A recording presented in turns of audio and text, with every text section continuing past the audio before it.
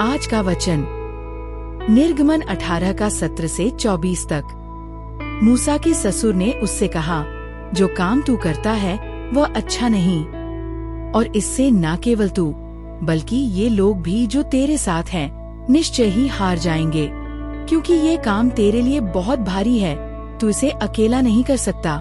इसलिए अब मेरी सुन ले, मैं तुझे सम्मति देता हूँ, और परमेश्वर तेरे साथ रहे। तू इन लोगों के लिए परमेश्वर के सम्मुख जाया कर, और उनके मुकदमे परमेश्वर के पास पहुँचा दिया कर। उन्हें विधि और व्यवस्था स्पष्ट करके बता, जिस मार्ग पर उन्हें चलना है, और जो जो काम उन्हें करना है वह उन्हें सिखा दिया कर। फिर तू इन सब लोगों में से ऐसे पुरुषों को चुन ले जो गुणी हों, परमेश्वर का भय मानने वाले, सच्चे और अन्याय के लाभ से घृणा करने वाले हों, और उन्हें 1000-1000, 100-100, 50-50 और 10-10 मनुष्यों पर प्रधान नियुक्त कर दे, और वे हर समय इन लोगों का न्याय किया करें। बड़े बड़े मुकदमे तेरे पास लाए, और छोटे छोटे मुकदमों का न्याय आप ही करें। तब तेरा बोझ हल्का होगा, क्योंकि वे भी इस बोझ को तेरे साथ उठाएंगे। यदि तू ये करे और परमेश्वर तुझे ऐसी आज्ञा दे, तो तू स्थिर रह सकेगा, और ये सब लोग अपने स्थान को कुशल पूर्वक पहुँच सकेंगे। अपने ससुर की यह बात मानकर मूसा ने उसके सब वचनों के अनुसार किया। मनन और प्रार्थना। रॉब का बचपन बिना पिता के बीता। उसे हमेशा ये महसूस हुआ कि उसने बहुत सी व्यावहारिक समझ और जीवन की बुद्धि खो दी जो पिता अपने बच्चों को सिखाते हैं। इसलिए उसने यह कमी दूसरों के जीवन में न रहने देने का निश्चय किया। उसने डैड हाउ डू आई नाम से वीडियो बनाना शुरू किया, जिसमें वह सिखाता है, जैसे दीवार पर शेल्फ लगाना या गाड़ी का टायर बदलना। उसकी सरल स्नेह भरी शैली ने करोड़ों लोगों के दिल जीत लिए।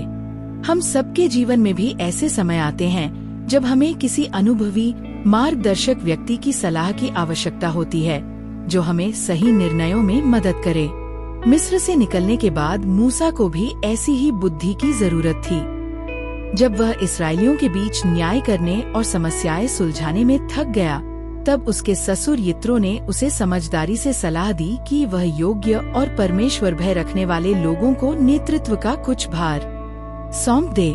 निर्गमन 18 का 17 से 23 तक। मूसा ने अपने ससुर की बात मानी और वैसा ही किया। पद 24। परमेश्वर जानता है कि हमें बुद्धि की आवश्यकता है।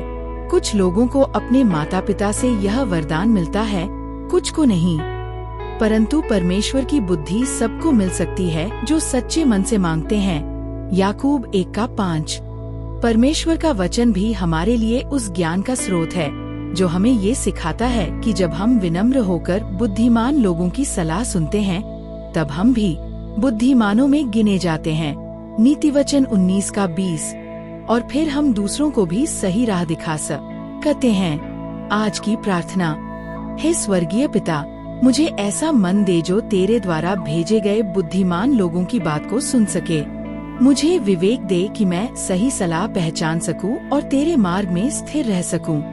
मेरे निर्णय तेरी बुद्धि से भर जाए, ताकि मेरा जीवन दूसरों के लिए आशीर्वाद बने। आज की सीख। मूसा 2 मिलियन से अधिक इस्राएलियों को जंगल के कठिन रास्ते से होकर सीनै तक ले जा रहा था। उसके सामने अनेक चुनौतियां थीं। भोजन और जल की कमी, शत्रुओं के हमले और लोगों की निरंतर शिकायतें। इसी बीच उसे एक और समस्या का सामना करना पड़ा, कार्य का अत्यधिक बोझ और असमर्थता। यित्रो ने उसे ये व्यावहारिक और आध्यात्मिक सलाह दी कि वह अपने कार्यों को योग्य और विश्वासी लोगों में बांट दे।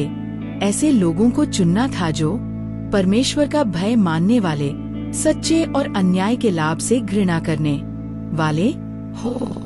निर्गमन 18 का 21। यही सिद्धांत बाद में कलीसिया के अगुओं के लिए भी दिया गया। ऐसे लोग जो बुद्धिमान, समझदार और आदर के योग्य हों। व्यवस्था विवरण 1:13 से 16 तक। प्रेरितों के काम 6:3। पहला तीमुथियुस 3:1 से 13 तक।